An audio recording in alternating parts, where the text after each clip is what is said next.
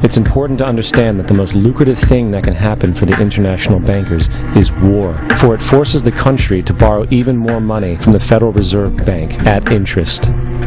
Woodrow Wilson's top advisor and mentor was Colonel Edward House, a man with intimate connections with the international bankers who wanted in the war.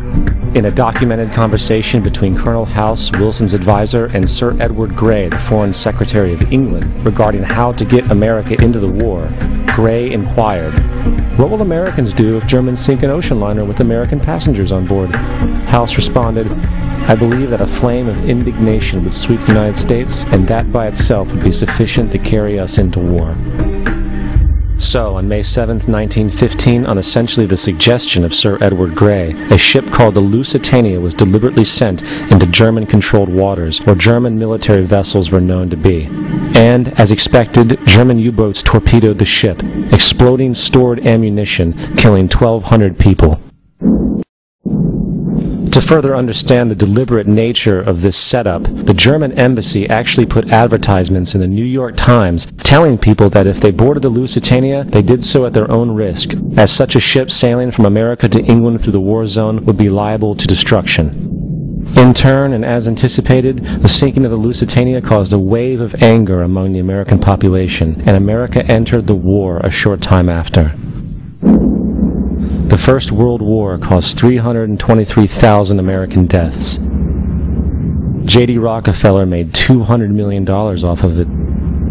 Not to mention the war cost about $30 billion for America, most of which was borrowed from the Federal Reserve Bank at interest, furthering the profits of the international bankers.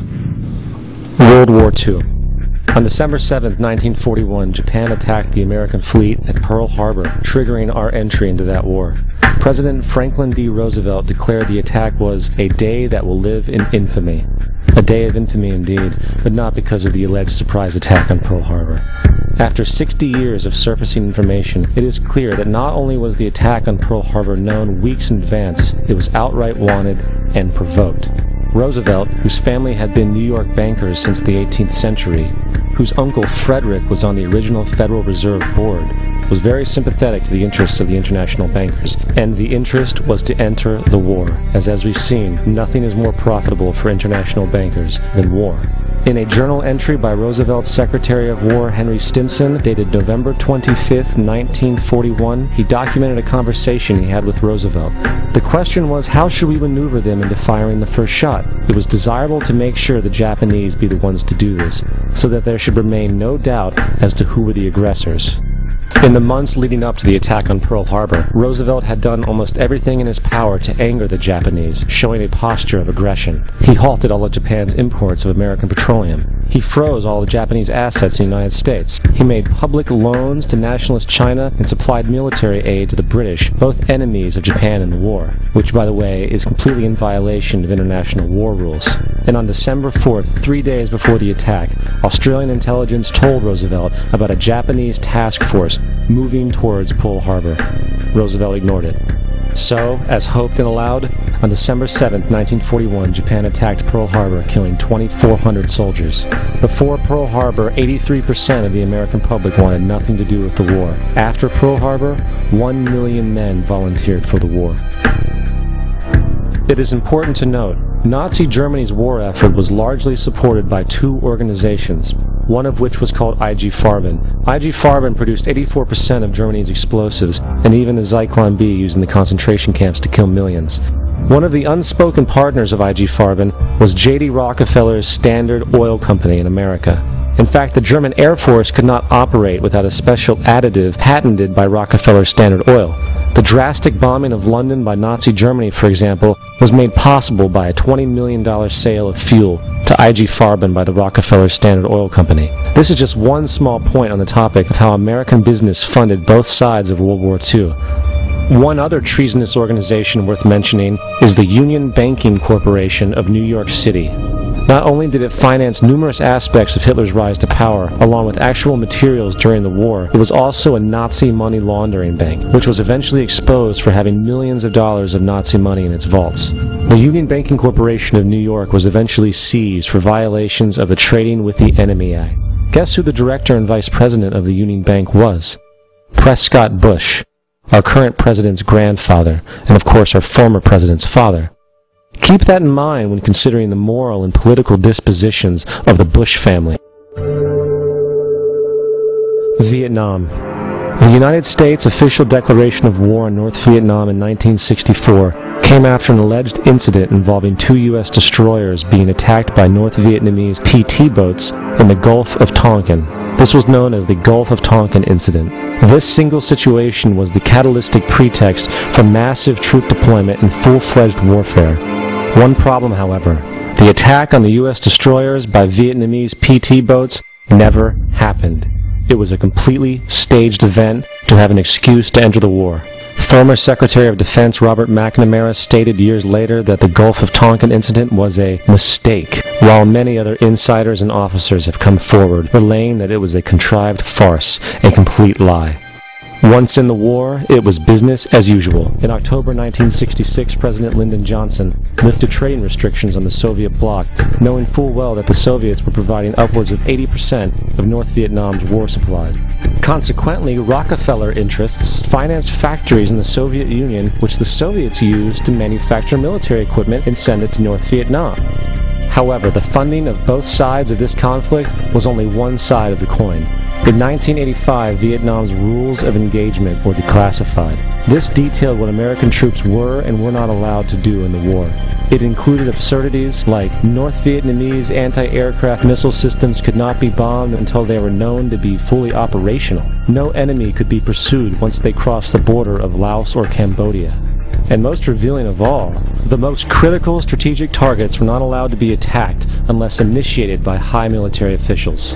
Apart from these imposed ludicrous limitations, North Vietnam was informed of these restrictions and therefore could base entire strategies around the limitations of the American forces. This is why the war went on so long. And the bottom line is this: the Vietnam War was never meant to be won, just sustained. This war for profit resulted in 58,000 American deaths and 3 million dead Vietnamese. So, where are we now? September 11th was the jumpstart for what is now an accelerated agenda by the ruthless elite. It was a staged war pretext no different than the sinking of the Lusitania, the provoking of Pearl Harbor, and the Gulf of Tonkin lie. In fact, if 9/11 wasn't a planned war pretext, it would be an exception to the rule. It has been used to launch 2 unprovoked illegal wars, one against Iraq and one against Afghanistan. However, 9/11 was a pretext for another war as well, the war against you. The Patriot Act, Homeland Security, the Military Tribunals Act, and other legislations are all completely and entirely designed to destroy your civil liberties and limit your ability to fight back against what is coming. Currently in the United States, unannounced to most brainwashed Americans, your home can be searched without a warrant, without you being home. You can in turn be arrested with no charges revealed to you, detained indefinitely with no access to a lawyer, and legally tortured, all under the suspicion that you might be a terrorist. If you need a painted picture of what is happening in this country, let's recognize how history repeats itself. In February 1933, Hitler staged a false flag attack, burning down his own German parliament building, the Reichstag, and blamed it on communist terrorists. In the next few weeks, he passed the Enabling Act, which completely eradicated the German Constitution, destroying people's liberties. He then led a series of preemptive wars, all justified to the German people as necessary to maintaining homeland security.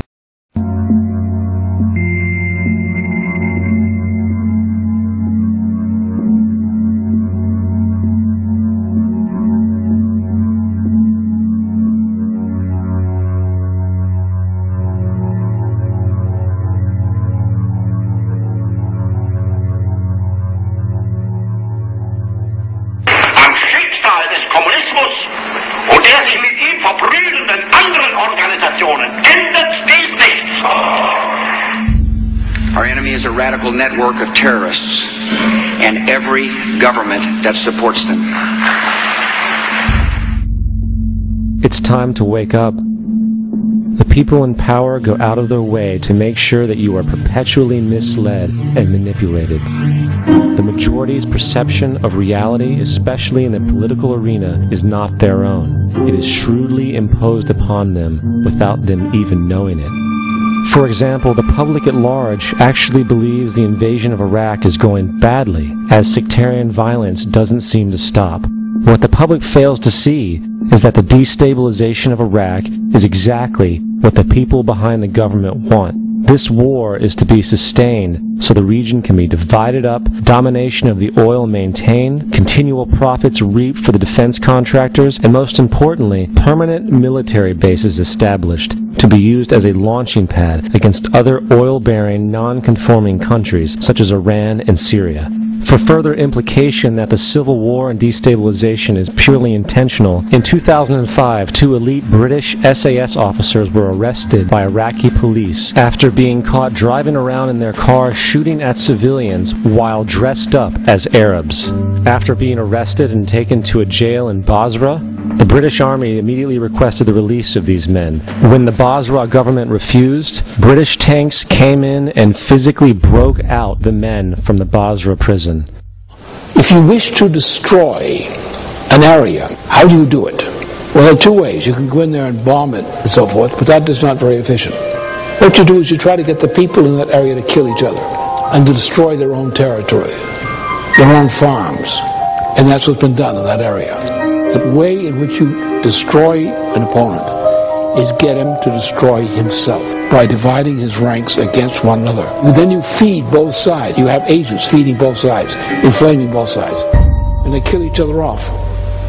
And it's time that some of us woke up to this reality, to understand that people who try to maintain empires and create empires do it by manipulating the people they're trying to conquer.